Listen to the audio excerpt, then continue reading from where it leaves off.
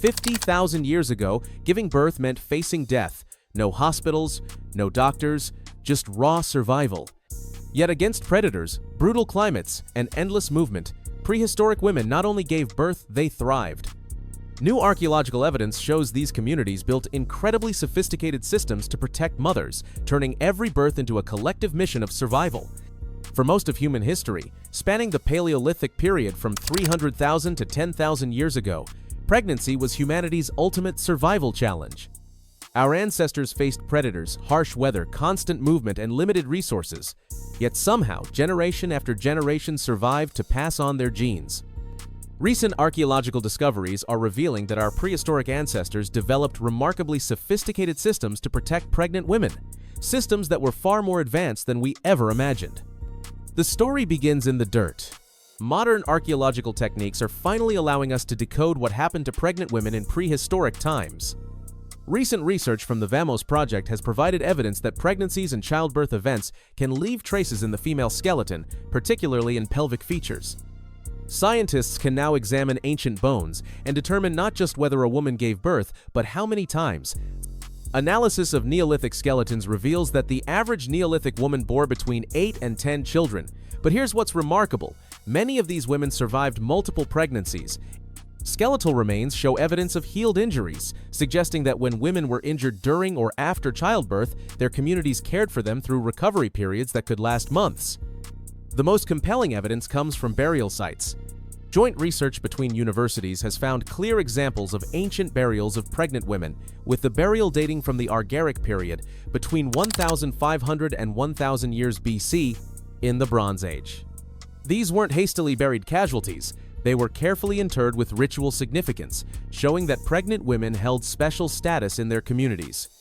Archaeological excavations have also uncovered specialized tools that appear designed for maternal care.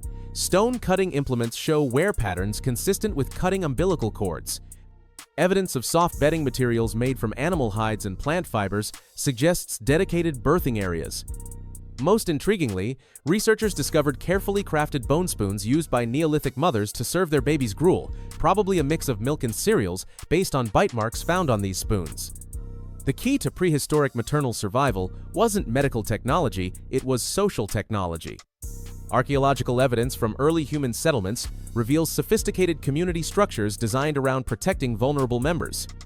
During late pregnancy, women were assigned to safer tasks within the settlement while others took over the dangerous work of hunting and gathering. Knowledge transfer systems were crucial. Elder women served as prehistoric midwives, passing down birthing knowledge through oral traditions.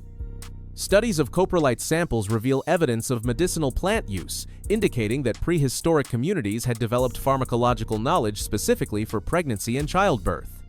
These weren't random folk remedies, they were carefully tested and refined treatments passed down through generations. The village concept provided multiple layers of protection. When one woman went into labor, the entire community shifted into protection mode.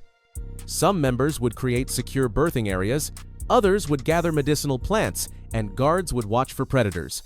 This cooperative child-rearing system meant that no woman faced pregnancy alone. Human pregnancy evolved unique characteristics that provided natural protection. Unlike other primates, humans developed extended family bonds and pair bonding systems that ensured pregnant women had dedicated protectors. The need for temperature control to ensure the viability of a newborn infant was a critical factor during the Paleolithic in Europe, especially given the climatic conditions which deteriorated between 40,000 and 10,000 years ago. Hormonal changes during pregnancy may have actually influenced group cooperation. Research suggests that pregnant women's chemical signals triggered protective behaviors in other community members, creating an unconscious but powerful support network. These behavioral adaptations included nesting behaviors, where entire communities would modify their movement patterns to accommodate pregnant members. The famous Shanidar Cave in Iraqi Kurdistan provides some of the most compelling evidence for prehistoric maternal care.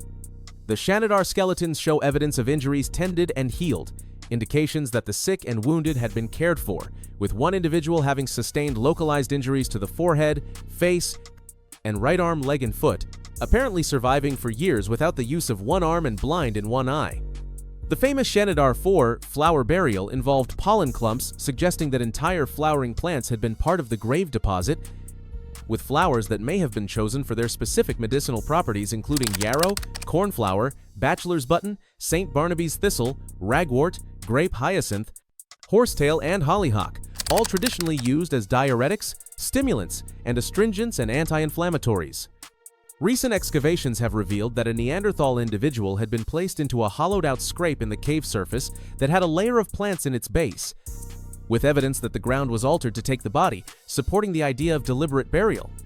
This suggests that Neanderthals had developed ritual practices specifically around pregnancy and death during childbirth. Different prehistoric cultures developed unique strategies based on their environments. Arctic communities created specialized warming techniques for newborns using animal furs and heated stones. Tropical societies developed plant-based medicines and cooling strategies.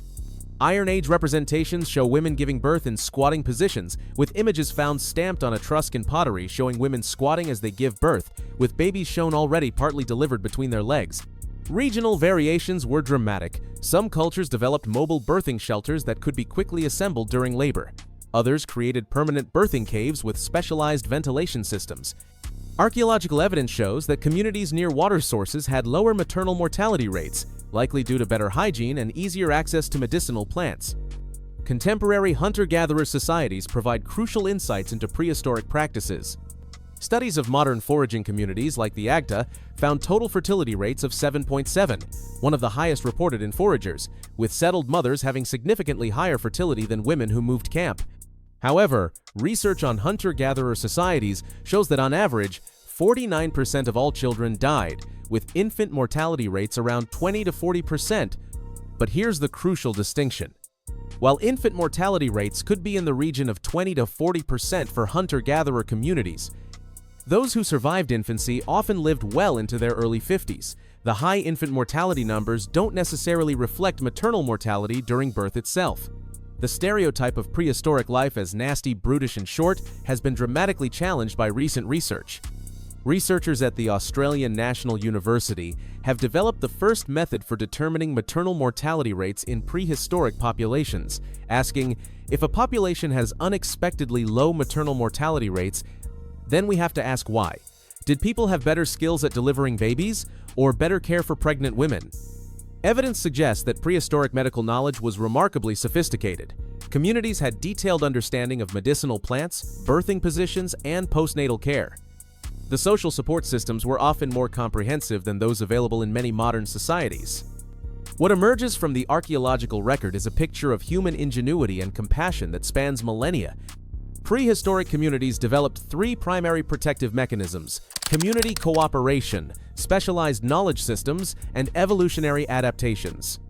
Community cooperation meant that pregnant women were never alone. Specialized knowledge ensured that each birth benefited from thousands of years of accumulated wisdom. Evolutionary adaptations provided biological safeguards that improved survival odds for both mothers and babies. We need to provide evidence-based answers rather than relying on naive narratives about prehistoric life.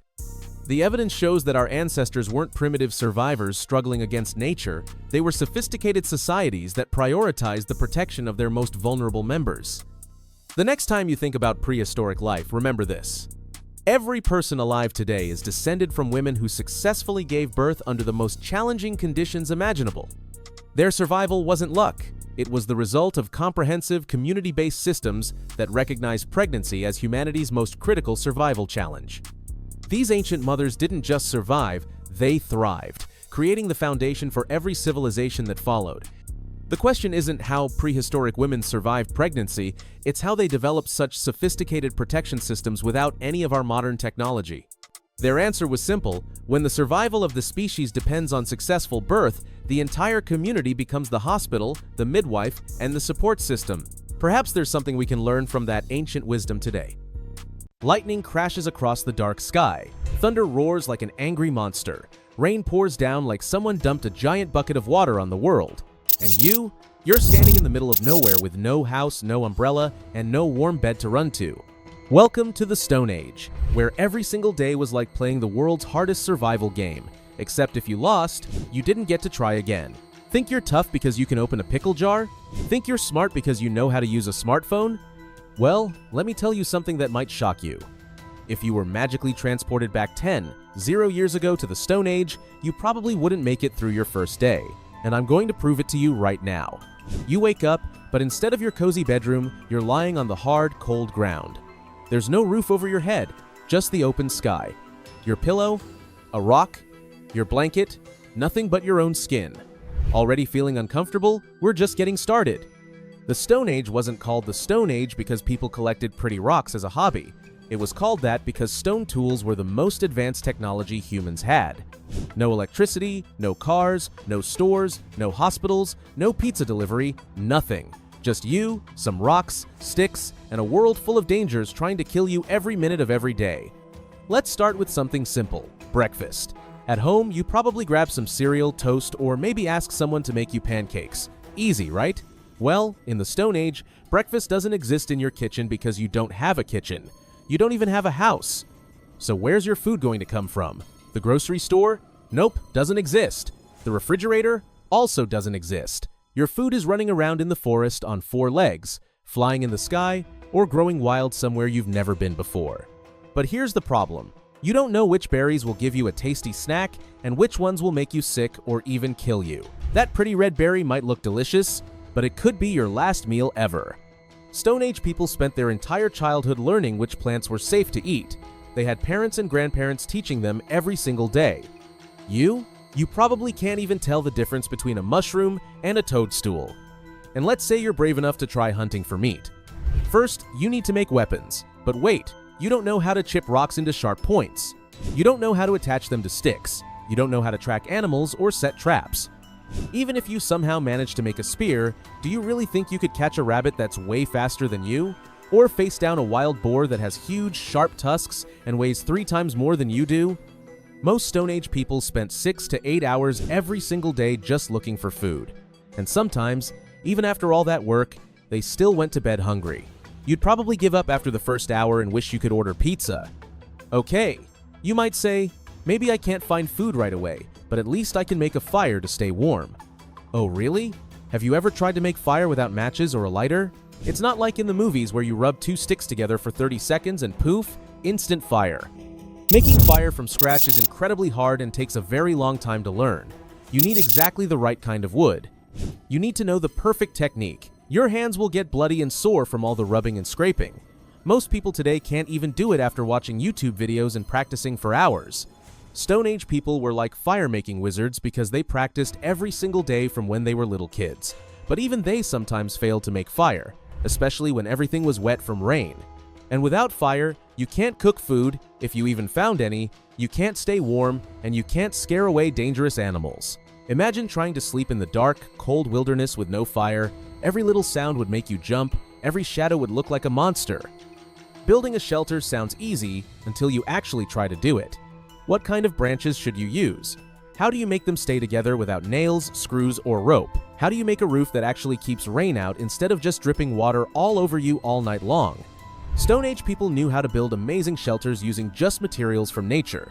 They could weave grass into waterproof walls and create doors that kept out wind and rain. But this knowledge took years and years to learn. You'd probably end up with a pile of sticks that falls down the moment a breeze hits it. And even if you somehow built a decent shelter, you'd have to do it again and again as your tribe moved to follow herds of animals or find new sources of food. Stone Age people were nomads. They never stayed in one place for very long. Think your neighborhood is scary at night? Try walking around when there are cave bears the size of small cars, saber-toothed cats with fangs longer than kitchen knives, and giant wolves hunting in packs. These weren't the cute animals you see in zoos today.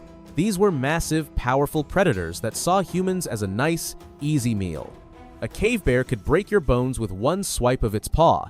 A saber-toothed cat could pounce on you before you even knew it was there. Stone Age people knew how to work together to protect themselves from these animals. They had strategies, weapons, and lots of experience. You'd probably freeze up in fear the first time you heard a lion roar in the distance. Even the smaller animals were dangerous. Wolves, wild boars, and even some large birds could seriously hurt or kill a person. And don't forget about snakes, spiders, and other poisonous creatures hiding under rocks and in tall grass. Here's something really scary. If you got sick or hurt in the Stone Age, there were no doctors, no hospitals, no medicine, and no ambulances. A simple cut could get infected and kill you. A broken bone might never heal right. A bad stomachache could mean you die from food poisoning. Stone Age people did know some natural remedies using plants and herbs, but this was knowledge passed down through generations.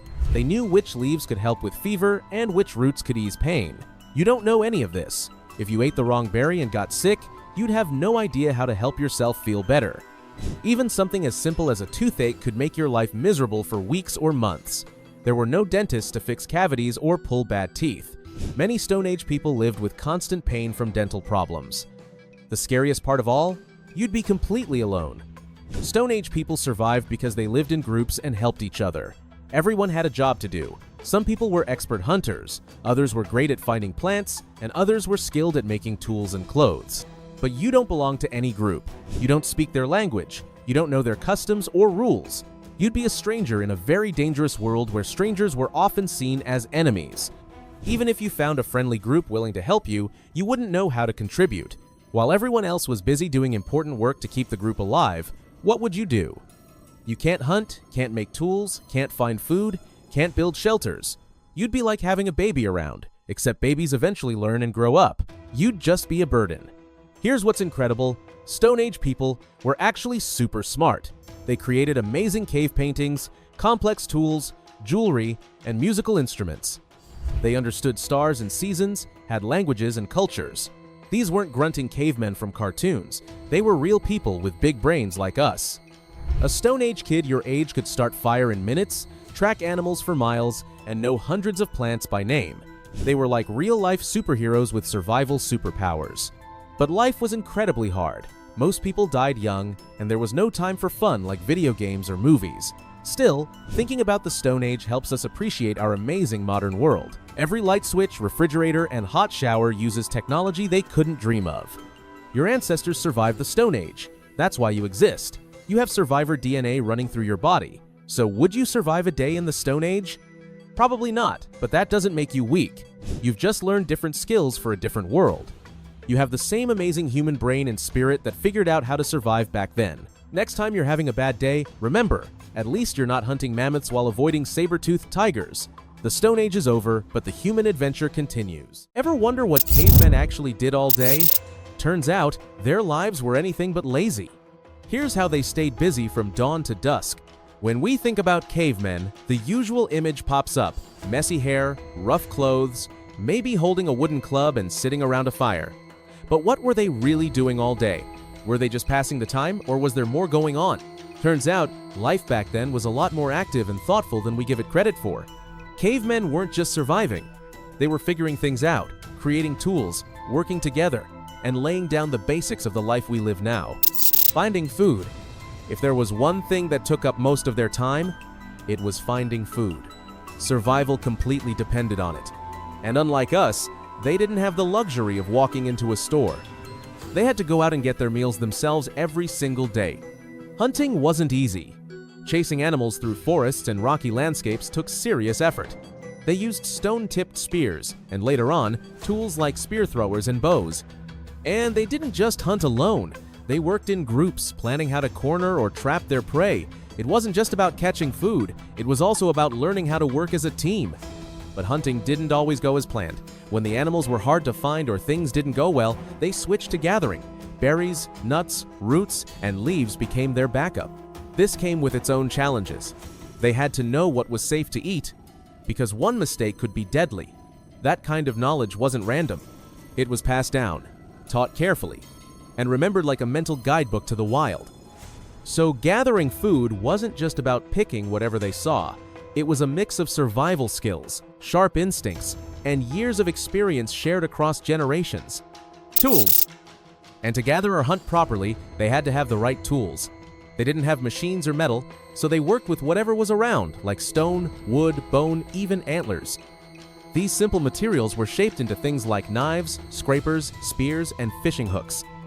It wasn't about randomly smashing rocks together. Making tools took real skill. Flint knapping, for example, meant carefully shaping stone into sharp edges. One wrong move and you could ruin something you'd spent hours working on, but if you got it right, that tool could be the reason your group ate that night. They also made things with more than one purpose. Bone needles were used to stitch animal hides into clothes. They set up traps to catch smaller animals or fish. Over time, their collection of tools kept improving. It showed how their thinking was growing too. Every new tool wasn't just useful, it was a small step forward in how humans learned to solve problems. Building shelter.